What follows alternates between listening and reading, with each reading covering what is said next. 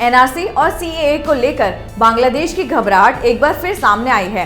हालांकि बांग्लादेश आधिकारिक तौर पर ये कह रहा है कि एनआरसी भारत का अंदरूनी मामला है, लेकिन वो भारत में अवैध रूप से रह रहे बांग्लादेशियों को लेकर डरा हुआ है। देखिए रिपोर्ट।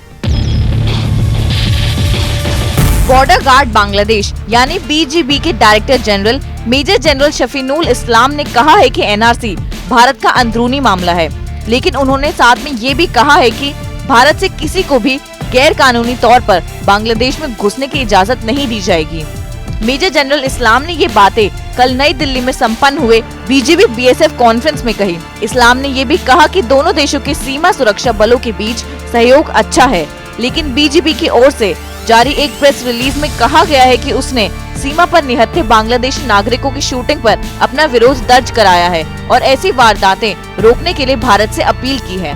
ख्याल रहे कि 26 से 29 दिसंबर तक चले इस प्रेस कॉन्फ्रेंस में 4096 किलोमीटर लंबी भारत बांग्लादेश सीमा पर गैर कानूनी तौर पर सीमा पार करने, इस सीमा पर अपराधियों की गतिविधियों पर रोक लगाने और मादक द्रव्य तस्करी पर रोक लगाने पर चर्चा हुई। पिछले कुछ वर्षों से ये कहा जा रहा था कि बांग्लादेश की अर्थव्यवस्था दुनिया में सबसे तेज गति से बढ़ने वाली अर्थव्यवस्थाओं में से एक है। वहाँ रोजगार के अवसर की कमी नहीं है, लेकिन खुद बीजीबी का कहना है कि उसने एक साल के भीतर बांग्लादेश से गैर कानूनी तौर पर सीमा पार करते हुए 300 बांग्लादेशियों को गिरफ्तार किया है। सीमा पार करते समय बीएसएफ की गोली का शिकार होने वाले बांग्लादेशी नागरिकों पर सवाल और बीजेपी द्वारा सीमा पार करते पकड़े गए 300 बांग्लादेशी ये साबित करते हैं कि अब भी बांग्लादेश से भारत में अवैध रूप से आने जाने का सिलसिला जारी है। बांग्लादेश ये कहकर अपना बचाव करता है कि ये लोग भारत अपने रिश्तेदारों से मिलने के लिए जाते हैं। ख्याल रहे कि भारत के एनआरसी लागू करने और डिटेंशन कैंप के डर से बहुत से अवैध बांग्लादेशी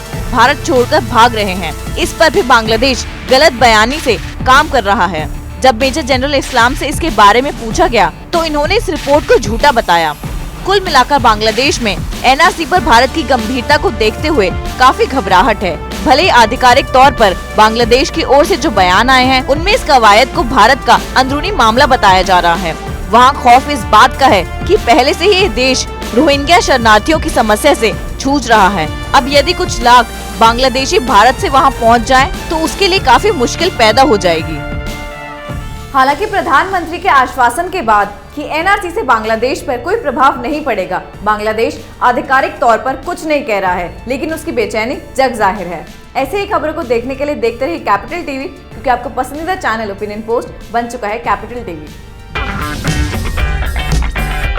अगर आपको हमारा वीडियो पसंद आया हो तो इसे लाइक करें, हमारे चैनल को सब्सक्राइब करें और हाँ, बेल आइकन दबाना ना भूलें ताकि आप तक हमारे वीडियो की नोटिफिकेशन पहुंचती रहे।